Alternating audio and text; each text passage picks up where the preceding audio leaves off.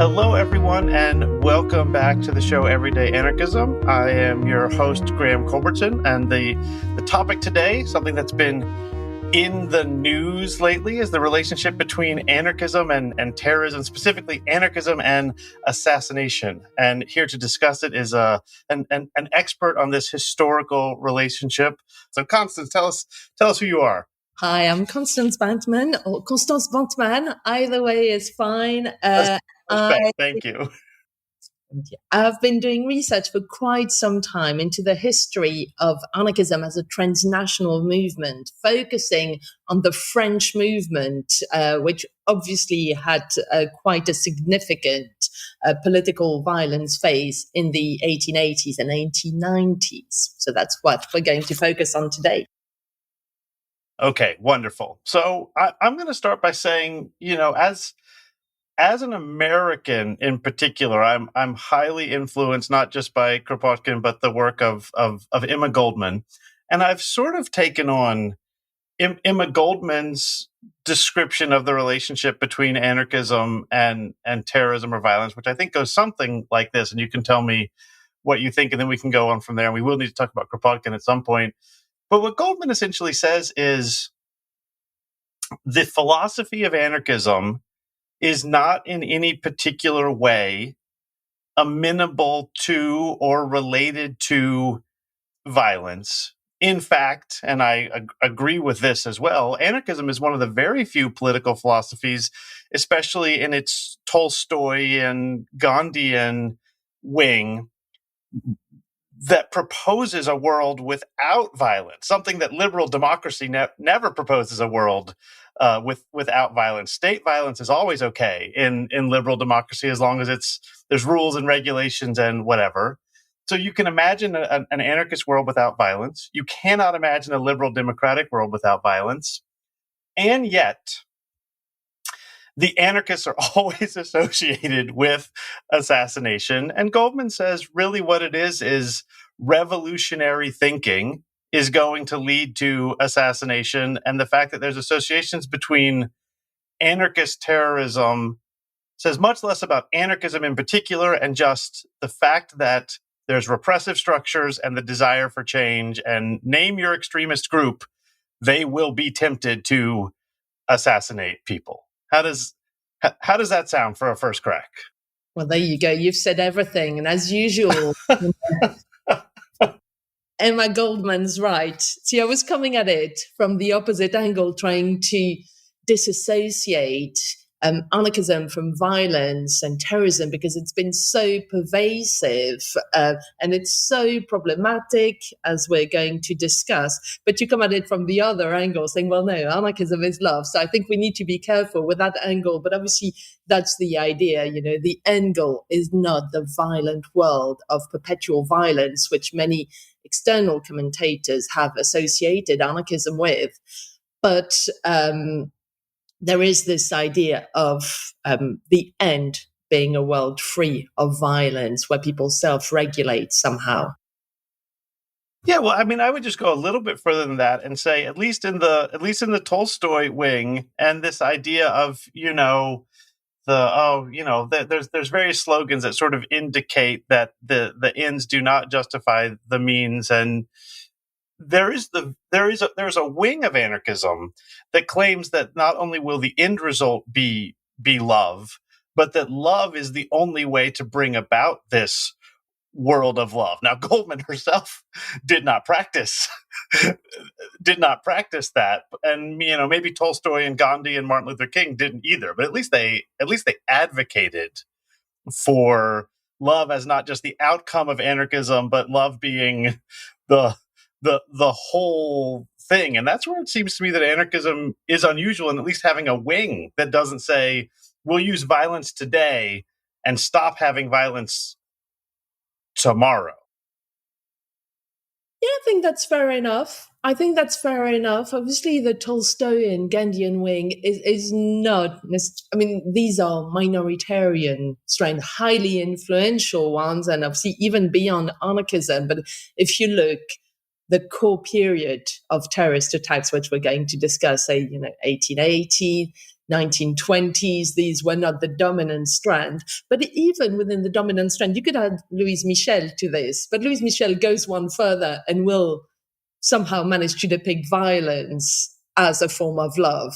Yeah. But there is this, but I think that's a very good point, that it is quite unique to anarchism, and it's a very good starting point actually to restate this again because of mischaracterization and how widespread it's been. Yeah, I mean, again, this is a position, and I know we're veering off a bit from the historical stuff, but we'll get there. But this is a position that I find very, very difficult, certainly in the American context, but probably anywhere in the liberal democratic world, to make sense of. You cannot get people. There was a recent article a few years ago in the New Atlantic, sorry, not the New Atlantic, in the Atlantic, about the Palmer raids. And the argument was basically, thank goodness all of those anarchists were rounded up and hit with clubs and put in jail, because political violence is bad and we need to not have political violence anymore. And the idea that if the FBI does it, it's not political violence, that's just broadly accepted by people. Anarchists can do political violence. The FBI can do all the violence it wants, but it's not political. It's merely peacekeeping. That's quite a big dividing line between not necessarily anarchism, but radicalism, left-wing radicalism nowadays, and other mainstream currents, this acknowledgement of violence and the fact that the state is the prime authority dispensing political violence. And Yes. philosophically, I mean, you're probably a lot more familiar with it than I am, but I think it probably takes us back to Hobbes and, Yes. the philosophical origins of anarchist thinking. They're anchored in political philosophy and debates about whether humans are good fundamentally. Yes, Hobbes, and then, of course, Max Weber is the other person that will be most commonly discussed in this. Someone has to be in charge of violence, not in the name of violence, but in the name of peace, of safety. All right, so we've done enough of this, I think. Where would you like to start with this historical period of violence? I've certainly got some questions and topics, but you're the expert, so start us somewhere. No, go ahead. Go ahead. Well, okay, so I guess I'm going to start with terminology, which I don't think this is one of the questions I sent you. So there's this word that I also don't really know how to say right, attentater. Yeah, Please say it correctly. Yeah, attentat. Attentat. And Goldman references this word constantly when I was chatting about this topic. I mean, I should mention now, the reason why this is in the news is because there was this individual named Luigi Mangione who committed an act of political violence. Mangione is definitely not an anarchist, but he did like on Goodreads. I don't know if you're following this. On Goodreads, he had liked something written by the Unabomber. So an easy hook is sort of, the anarchists are at it again. And so when we think about this idea, the other phrase I wanted to bring up is this idea of propaganda by the deed. These are two words that are associated with this period of political violence and are specifically associated with anarchists. And so I wonder if you could unpack a bit what they mean, who used them, and then my guess is that they are less anarchist than more sort of revolutionary socialist in this period in general. Yes, well, that's a good starting point. So basically, the anarchist movement emerged as a sort of organized, broadly speaking, movement within the socialist revolutionary movement from the late 1870s onward, the split within the International. And by the late 1870s, it was developing this, terrorist ideology, which was formulated as propaganda by the deed. It's sometimes, so in French, it was propagande par le fait. It's sometimes translated as propaganda of the deed. I mean, it doesn't really matter. It's the same thing, but it's an extremely complex concept layered, contradictory, and basically from the late 1870s onwards, and we can go through this in greater detail, basically acts of political violence started happening. Not necessarily political violence, political insurrection as well. One of the founding one is in the late 1870s, a sort of raid on a village, an agrarian rebellion led by Enrico Malatesta in the Benevento region in the south of Italy. And that's regarded as one of the first gestures of propaganda by the deed. So basically, it's a bit of a catch-all term. And that's before we even get into the mass media's characterization of it, which you can imagine when completely off-piste in so many respects. So basically, it's a theory of propaganda through action. Let's say an action, of course, is hugely ambiguous. Are we talking about individual action, collective? Are we talking about violent action? And if so, to what extent? Are we talking about looting, for instance? Are we talking about insurgencies? Or are we talking about political assassination and indiscriminate terrorist attacks? So that's propaganda by the deed. And attentat is a French word to mean a terrorist attack, and it's a term which emerged earlier on in the 19th century, not necessarily in connection with anarchism, but it, of course, during this period, it came to be associated with anarchism, and it's basically a French word for terrorist attacks. It points up to a point to the centrality of France and the French-speaking world in the genesis of all these ideas, but it's not exclusive, because this wave of anarchist violence was really global, actually.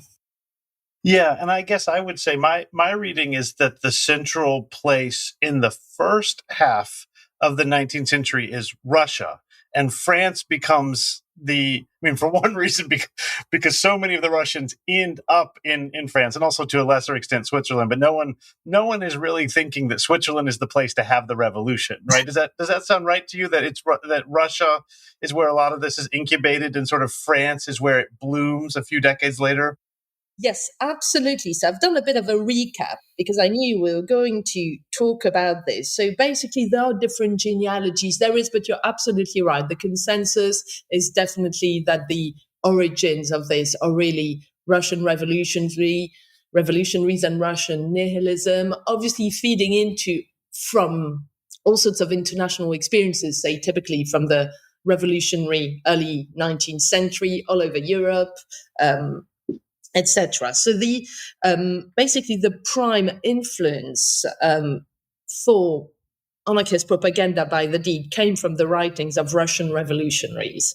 So they developed this concept of systematic terrorism within revolutionary strategy. So Sergei Nechayev and Bakunin. Okay, so here we're back in anarchist territories in the late 60s. Then I've mentioned some of the Italian revolutionaries like Malatesta, but also Carlo Cafiero, Emilio Covelli, who championed concrete insurrectionary activities.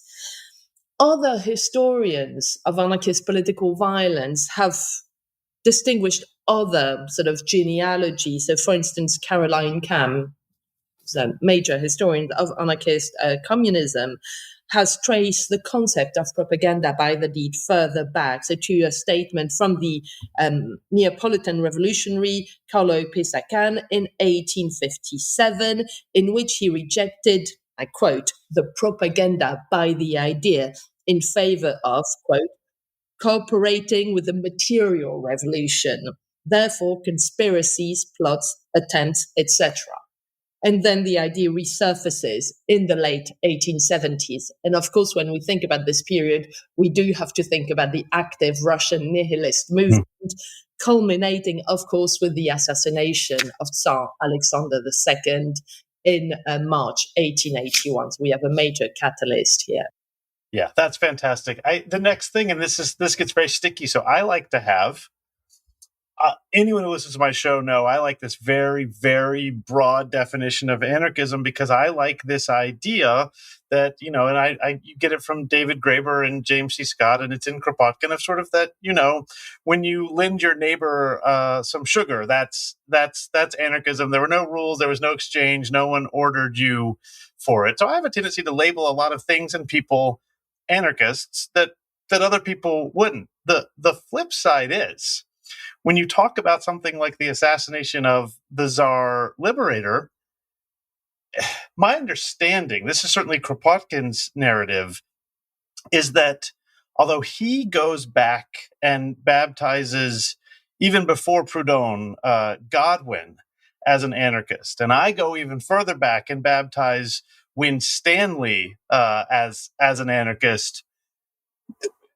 Kropotkin also says that the people that he's hanging out with in Switzerland are Bakuninists, not anarchists. So even into the second half of the 19th century, the idea that there's this thing, we historians look back and say, there's this thing, it's called anarchism, and it starts with Godwin or Proudhon or Winstanley if you're really an iconoclast, and then it carries through to Occupy Wall Street.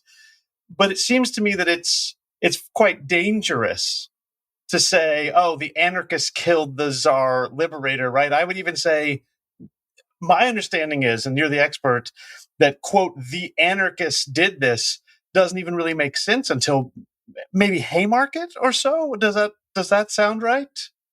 Yes, I wouldn't. Yes, and even Haymarket is hugely contentious. No, I completely agree. Obviously, the Russian nihilist. I mean, we're really talking about political violence. There was a lot of fine theory around it, and a lot of internal discussions, divisions, strategic debates. So we do have to be really careful not to conflate everything. So, nihilists and anarchists are not the same. So absolutely. But they did look, and 1881 signaled the sea change. And of course, there were circulations as well of individuals all over Europe, Switzerland, then France, then London as well, and then, mass diffusion and the great anarchist diaspora. So there were cross-pollination, but it's really important, I think, when you mention violence, to distinguish actually really, really finely, even though when it comes to the good things, the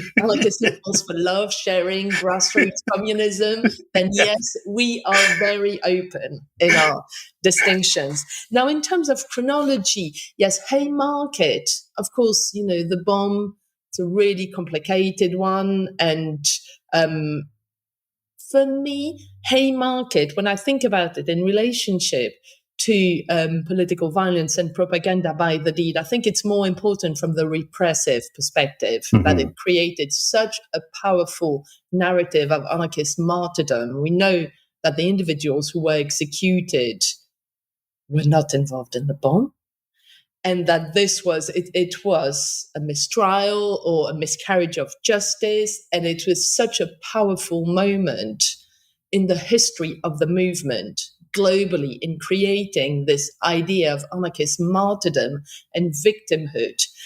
And then it feeds into the narrative, because when Haymarket happens is also one of the key moments, period, when this idea of propaganda by the deed is starting to percolate now and to lead to actual actions. In France, for instance, we can come back to it. And that's when this idea of the cycle of repression and revenge, which is so important in this period of propaganda by the deed, really gets set into motion by Haymarket. So that's how I would think about it. I know there are different historical accounts out there, Timothy Messer-Cruz famously, but I think you're right on the chronology.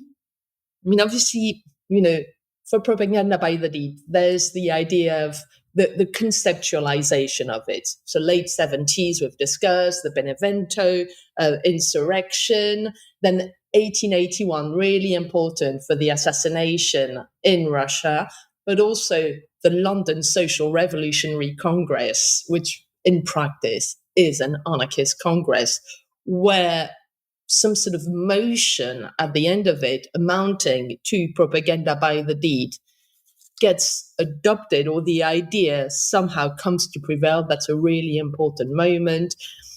And then from then on, anarchist activists the world over are starting to get radicalized with it. And by the late or mid-late 1880s, we start seeing actions of propaganda by the deed.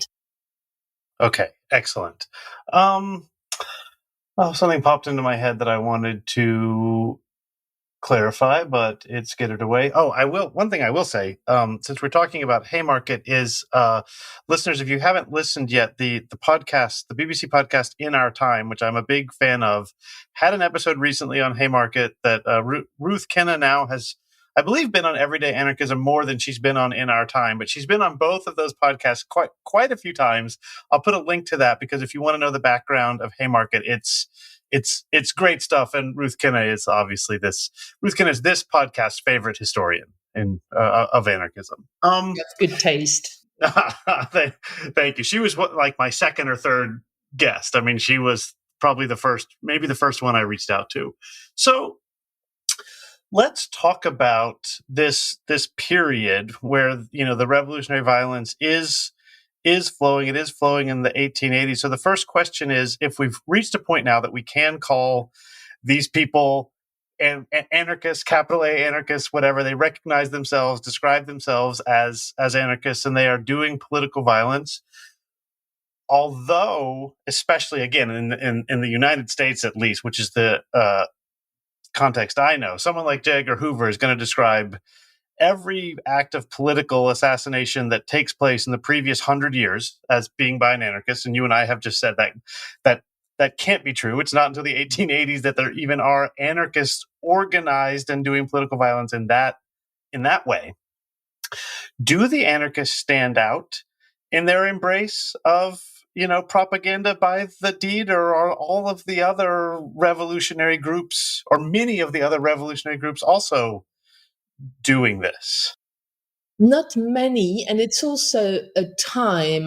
Well, we see there's some back and forth, but it's also the emergence internationally or in the West of some sort of greater, more democratic representative system. So overall, they're moving out of a phase of revolutionary activism. It's the end of the 19th century, but there are, of course, all sorts of revolutionary movements out there. So many different aspects to this. The key one is that, yes, I would say that anarchism is the one that is most associated with violence, but there are others, obviously, Irish Republicans, the Fenians, active in North America, Canada, of course, the UK as well. Anarchism is going to be used predominantly as a shorthand for many, many of these. Perhaps not so the Irish revolutionaries, but I was looking at a list earlier from other historians, and I had agrarian rebellions in Spain, anti-colonial violence in India. Of course, we've discussed nihilist violence in Russia, general labor unrest. This is all going to be labeled as anarchism, because ultimately, once there's violence happening, what is really scaring the authorities and the general public is, of course, the fear of social revolution. It is, these are basically red and black scares and immigration. So a shorthand, but in practice, say the Irish and the anarchists are the chief exponents and practitioners of political violence. So it does make sense then to describe not anarchism as terrorism, and we'll get to that in a second, but terrorism as one of the main modes of anarchism, and the anarchists as one of the groups, or the primary group, that practices terrorism in this historical period. And so what we're combating, if we're combating sort of misconceptions about anarchism equals terrorism, the first thing is to say after 1920 and before 1880, there were many political assassinations.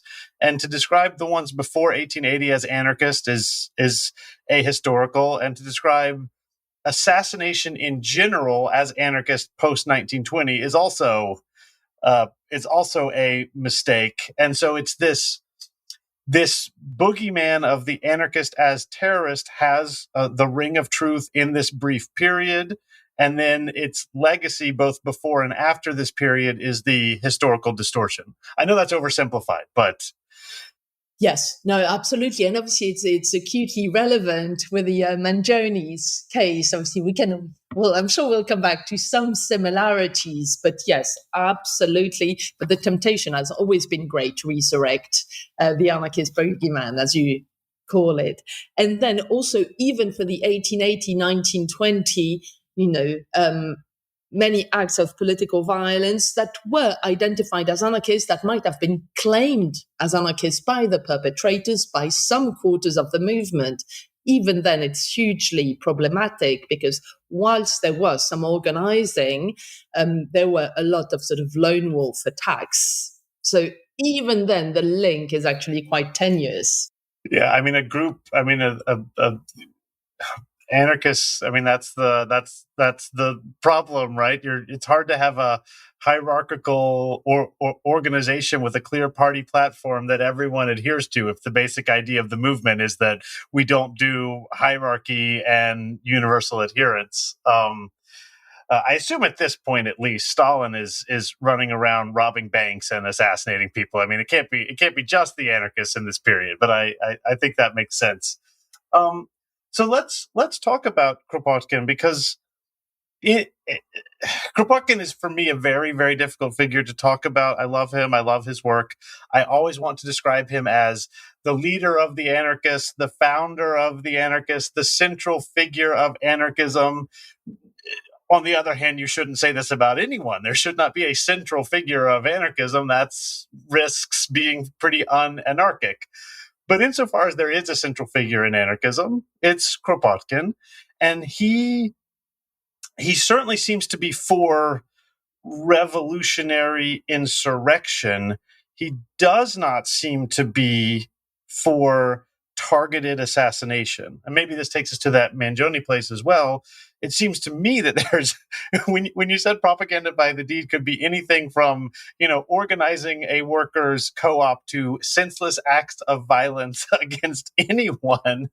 There's a wide range there, and Kropotkin, it seems like, is for some of it, but not all of it, and not for the political assassination, as far as I know.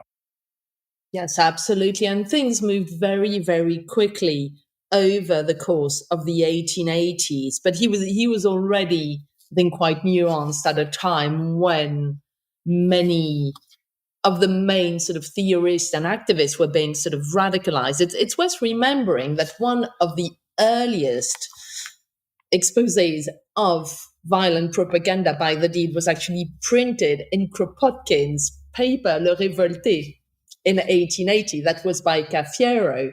And I thought I'd quote it because it's a really famous one when we try to have sort of, genealogies to define who said what, who was in favor of what, who wasn't, where. So Le Révolté in Geneva, 1880, and that's Cafiero, quote, "Our action has to be permanent revolt by the spoken and written word, the sword, dynamite, or even sometimes the voting paper. We are consistent. We use a weapon the moment we have to strike as rebels. Everything is good for us, which is not legality." So again, very confusing, or let's say all-encompassing, but yeah. Dynamite is there. But voting is also there, right? That makes sense. There you go. See, so we're really talking about a movement of ideological conceptualization. It's such a young movement at the time, and the ideology, the ideas are being made really year after year. So yes, by the late 1880s, many anarchists have shifted. Actually, I think many historians would agree that actually, instead of saying, "Oh, there was this massive sway of propaganda by the lead, and Kropotkin didn't agree. I think it was more the opposite, that most of the big names of the movement were opposed to or came to oppose propaganda by the lead. And the exceptions were actually Élisée Reclus, Louise Michel, Goldman and Bergman, or They sort of went back and forth, didn't they? I mean, they did. I mean, maybe it's time to mention, and this comes up in that episode with. So in that episode of In Our Time, one of the other historians mentions that after Haymarket, Goldman renounces political violence, and you can hear Ruth being almost speechless to say, "Well, yes, but also she took part. She helped plan and support after this renunciation of political violence and assassination." And this is so. One, it's important to get that in terms of the complexity. Emma Goldman, yes, I think it's pretty easy to read her works and put her in the against assassination bucket of the anarchist movement. This squares very poorly with the fact that she participated in the attempted assassination of Henry Clay Frick. So how's that for confusion? And then I guess this is a good place. I mean, I would want to distinguish, and this is where Mangione comes up. I mean, let's put it this way. Despite, with the exception maybe of Hobbes himself, there is almost no figure who would ever deny post at least the French Revolution, who is not an outright sovereign, who would ever deny that revolutionary insurrection is appropriate. It might be you find someone who says revolutionary insurrection is appropriate only in Nazi Germany, but nevertheless, they still will admit there are times and places when revolutionary insurrection is valid, with the goal of establishing not no government, but a new government that is better and good. Assassinating a business leader cannot fit into that idea of, okay, the government of X place is bad, we're going to overthrow it and put up a new government, the People's Republic of blank. You don't shoot Henry Clay Frick because you're trying to create a new government the next day, the way you might assassinate a head of state while also trying to get the army on your side.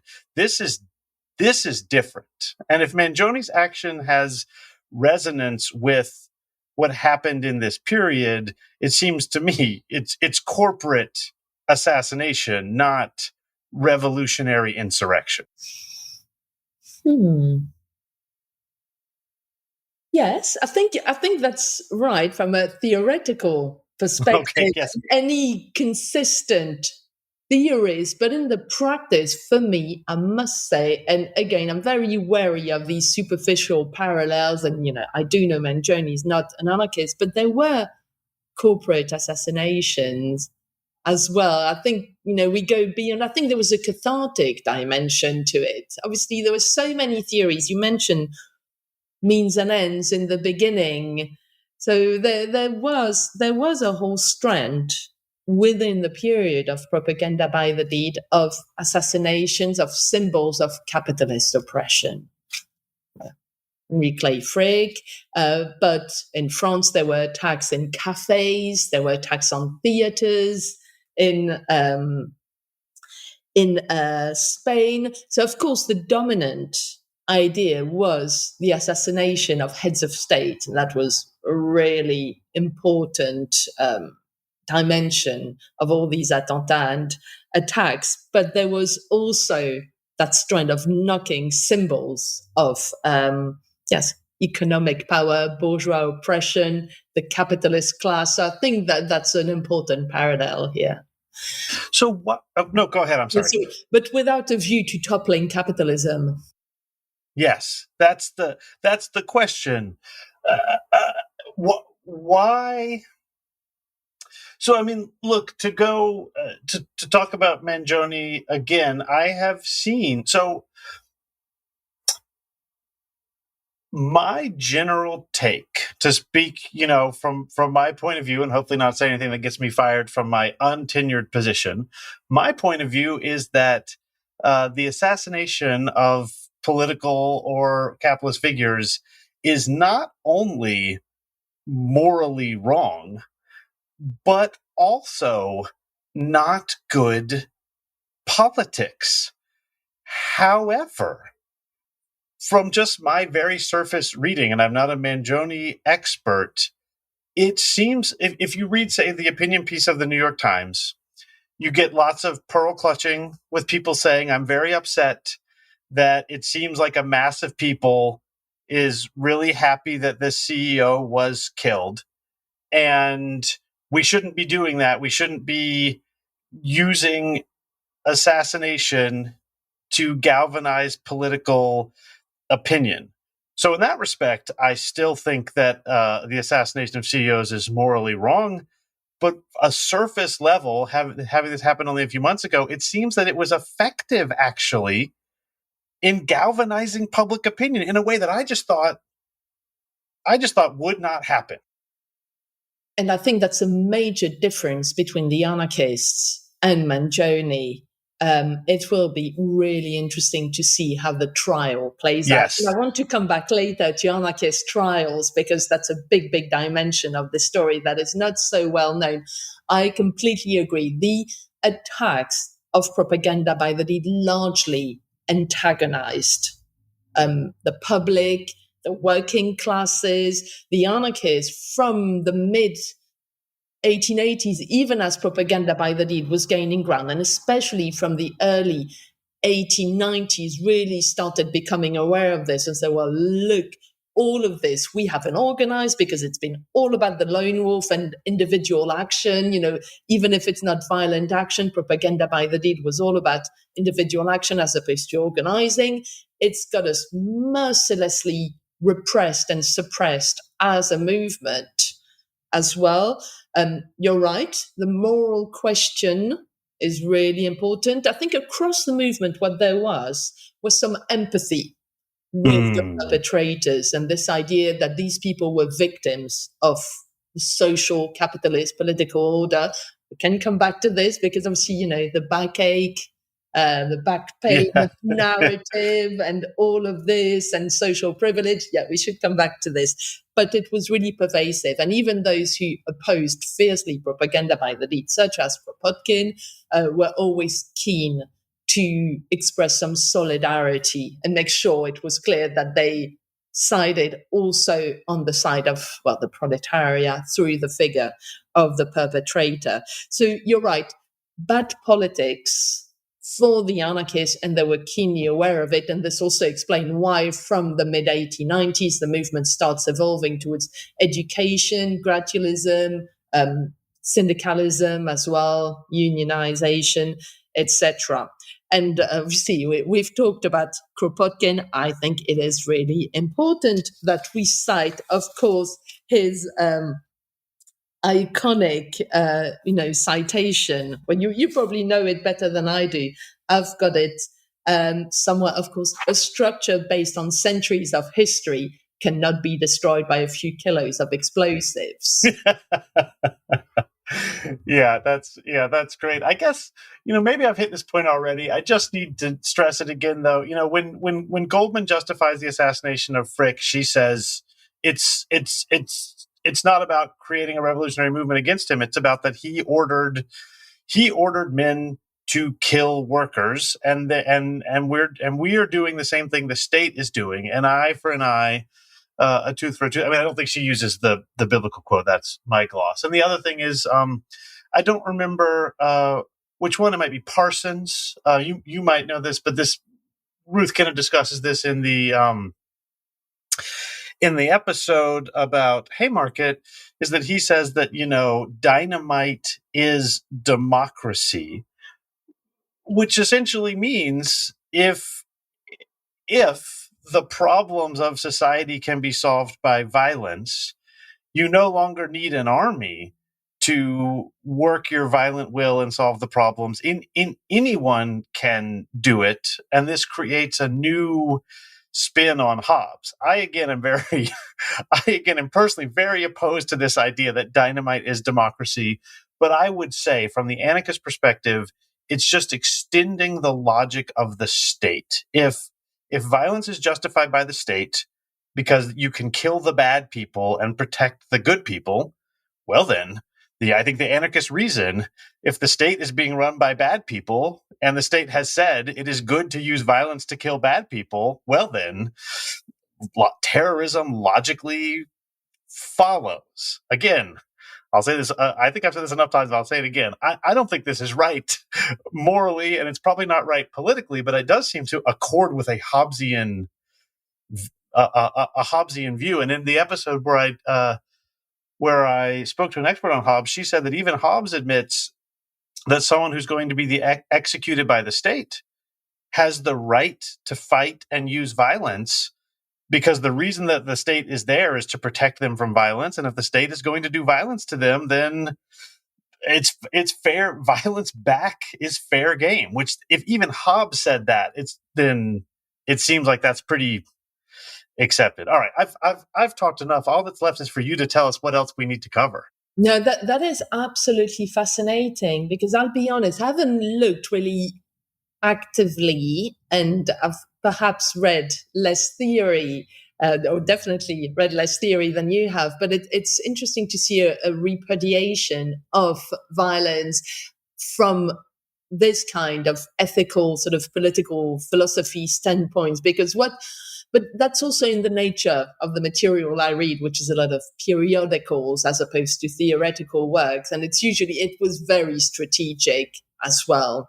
Turning their back, saying, like, this is not working for us as a movement, as opposed to reflecting as to what kind of violence might be morally right. And it's so interesting, actually. It's a really important debate, especially, again, if we recontextualize this, thinking about the movement entering the face of, social democracy.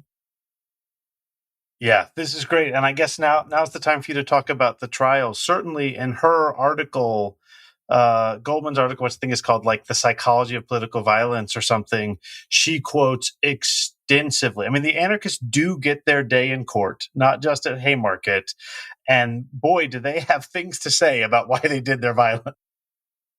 Yes, no, it is so interesting. I think the trial for Mangione will be really, really important, because we tend to consider the sequence of anarchist violence. We stop, at the act, the consequences, the terrorist attacks, and there's a whole narrative.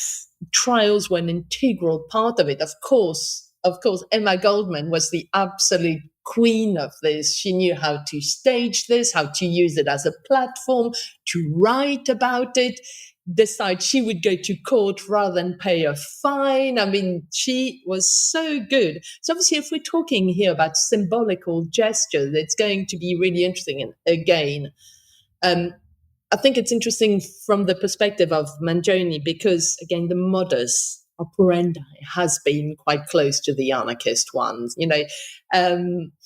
20 years ago, it was all about the parallels between propaganda by the deed and Islamist terrorism, which spurred all sorts of lively academic and journalistic debates. But I think it was less convincing than the Mangione's case, with all the reservations we've had. So here there is, the question of symbolism. And then the next question is going to be martyrdom. I'm very intrigued by the fact that he's pleaded not guilty.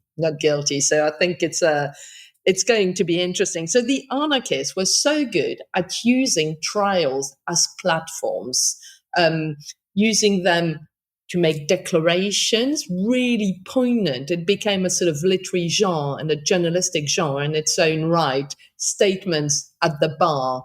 There were many, many trials. We've talked, of course, about Haymarket already. In France, where there was all this wave of attacks, there were many trials resulting usually in a death sentence. And the trials were places where the lawyers as well could make very effective statements, and this became a forum to discuss values, the meaning of anarchism, to restate, of course, and disseminate and proclaim the ideas of anarchism, share them. And it was, of course, a time of media virality, great. So the spread, the reach of this was phenomenal across the world. And there were so many different types of performances. We've talked about Emma Goldman, Louise Michel did the same as well, demanding to be sentenced in one trial as well. So they used it as a way to castigate the judicial authorities as being part of a wider complex of power. And of course, when the trials ended up with a death sentence, as it did, for instance, in France with Émile Henry, with Ravachol, with Vaillant, the big names of the period of propaganda by the deed, this triggered the cycle of repression and revenge. So it was also quite effective as a sort of rallying cry as well. Okay, Constance, I would say we've covered everything that I had set out to cover, but we don't have to be done yet. I mean, what else needs to be said on this topic that I haven't asked you? I agree. I think we've got pretty much it. I did have, another citation which really spoke to me when I was reading around, but that takes us back to Russian nihilism and the work of one historian called Claudia Verovan, who's written again about nihilist assassination and the advent of the terrorist subject, how it's bound with modernity. And obviously, this is interesting because it's not specifically anarchist, but it's about terrorism. And I think, again, it resonates in interesting ways with Mangione. So if you don't mind, it's a bit of an old, slightly long citation. No, go for it. So that's from her book from 2009, The Odd Man Karakazov, Imperial Russia, Modernity and the Birth of Terrorism. That's Cornell University Press. So I quote, so the emergence of a new political subject. True, this is a subject who seeks via violence to generate fear and advance change. What matters, especially in terms of modernity, is that by doing so, the subject desires to act in a historically meaningful manner and does this without delay and without mediation, a subject that directly experiences and seeks to intervene in the historical process. And I really like this idea of doing things without delay and mediation. There's a directness and this experience of modernity that I think speaks well to the moment. I don't think we've used the phrase direct action in this conversation, have we? That's true. That is true. Now we have. And I think my historical reading, and look, you're absolutely right. I am a theorist. Guilty as charged, not a historian. But my historical reading would be that direct action is the next phase. So propaganda by the deed, which doesn't have to mean violence, but can mean violence, gets replaced by direct action. And direct action is much more likely to mean protest, strike, organize, squat, than it is to mean bomb, assassinate, murder. Yep, absolutely. Absolutely. Complex transformations, again, another big sort of theoretical shift for the movement. But yes, absolutely. But it tends to be, yes, obviously more collective. It's mainly associated with syndicalism and organized labor. Yes, wonderful. I mean, I was talking to someone about the Mangione thing, and I wasn't giving them the answer they wanted, which is that anarchists want to assassinate people.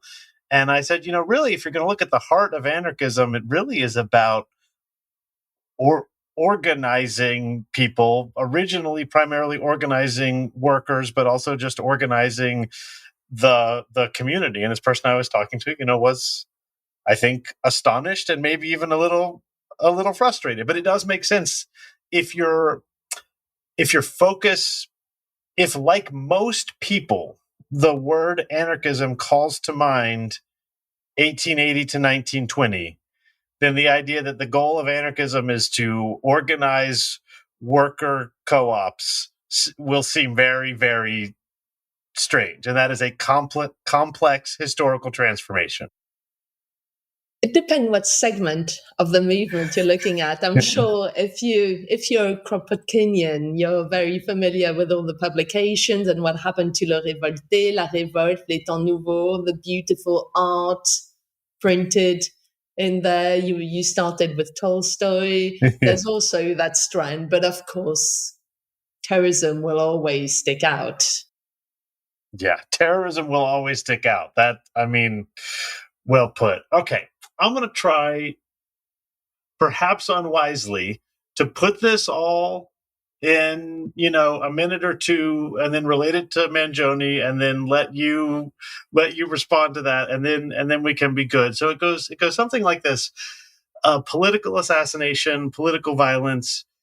It's in its revolutionary mode, as opposed to its state mode, which is as old as there are states, is really a product of the post 1789 revolutionary wave across Europe in particular, but honestly, the entire world.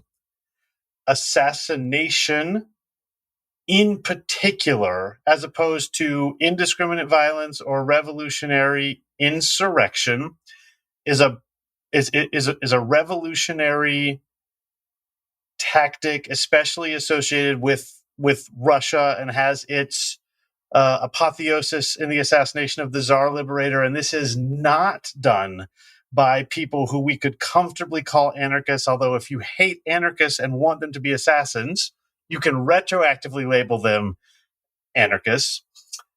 The great period of anarchist assassination is a few decades later, 1880 to 1920.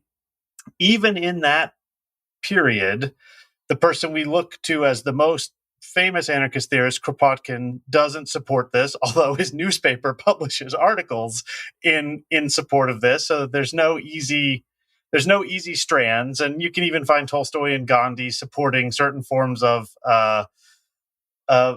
violence in terms of self-defense and things. So the idea that that there are nonviolent and violent strands of any movement is always collapsing. But the reasons that the anarchist assassinations were often somewhat incoherent, cathartic, and taken part by lone wolves, that is the thing that most resonates with the Mangione assassination, that someone would get upset and think that jumping out with a gun and shooting a captain of an industry that you think is murdering people, that Mangione wasn't an anarchist, but that makes Mangione look like Berkman shooting Frick or something like that. The idea that it might actually be working in shifting public opinion is the most discordant thing. If people actually like Mangione for his assassination, that makes him very different from the anarchists. And finally, and perhaps we shall speak again, Constance, the place where this theory and action comes together is when the anarchist gets to stand up in court and give their theory of violence. And we could be heading for the first trial of the century, depending on what happens with Mangione, and we'll have to compare what he says to Berkman and Parsons and all of them. How was that for a 2-minute summary? That was amazing. Honestly, that was absolutely amazing. You've got it all. No, seriously, really impressive. And I'll add just a couple of things, if I may. So I did talk about the trial. That's where they get to present their ideas on violence, but also the violence they have experienced. And that is to say, injustice and their ideals. And that's what made it so potent, is that it wasn't just sheer negativity. There were a few really sad life stories of disaffected, isolated, oppressed individuals like Ravachol typically, but it was also about justice, aspiration, presenting alternatives. So a platform for anarchism as a more positive movement, very often with well-to-do, highly eloquent and talented lawyers backing their cases as well. So very important. And I realized when we talked about the parallels, so you're absolutely right. As you've said, the effectiveness of terrorism as a strategy for the anarchists was minimal, definitely in the medium and long term. Whereas for Mangione, I mean, the resounding impact has been extraordinary. But what is in common is that there was a personality cult. Of course, for Mangione, it's turning out to be a mainstream one. Yes. Whereas, sorry, go ahead. No, I just was, yes, I forgot about the sort of pop idol factor of Mangione. Yes, it's a shame we don't have Andy Warhol. He'd be all over it, right? But we had, for the anarchist, it was there already. And I mean, there's one French anarchist in particular who presents some parallels, and that's Émile Henry, who basically came from a very well-to-do middle-class background, was highly educated, and somehow radicalized along the way. So that's an interesting parallel. He was not the one who triggered the fiercest personality cult. He was probably the one who resounded the most with high-minded anarchists such as Kropotkin, because they knew him personally, they'd worked with him in papers and all of this. But the personality cult, it's been said that basically some relics associated with the anarchist sort of terrorists were sold, a toast that had belonged to Ravachol. There are images, famously a portrait of Ravachol from the waist up, presenting him as muscular, this idea of masculinity, power, use, obviously connected with nature, rebel, and there was a whole strand of literature associated with it. So here, this remained within the confines of anarchism, tiny branching out for a couple of years because it was a bit transgressive, but it soon went back in its box. Whereas, actually, that's one aspect to keep an eye on, how long-lasting this remains with Mangione, especially, again, as his voice is heard during the time. This is... we should just stop here. We've spoken for a while, but as I'm thinking back, and I mean, I'm no expert on this stuff, but the people who shot the woman who shot Warhol, the woman who stabbed MLK, the man who shot Reagan, the man who shot Lenin, the man who shot JFK, RFK. I mean, these people. I mean, some of them were assassinated shortly after their own assassinations. These people did not become objects of desire. There was an interesting article in the New York Times recently that mentioned, the outlaw Jesse James, and we can think of Dillinger. America has liked and turned into pop idols violent figures before, but I'm not sure a political assassin has ever been one of them. Criminals who are robbing from the rich, and if not giving to the poor, at least not giving back to the rich, those have been valorized. But I know of no out and out political assassin or, political economical assassin in American history who has received the Robin Hood treatment, and Mangione has, and Sasha Berkman sure as hell didn't. So that is fascinating. Yes, it really is. And that's nicely put. I like that, the Robin Hood treatment. Okay. Well, look, this has been amazing. We covered more than I could have imagined. It's been such a thrill, Constance. Thank you so much. No, and thank you so much. I love this take on it. It's fantastic to be able to revisit this through Mangione, and you did it so well. So, thank you. Thank you.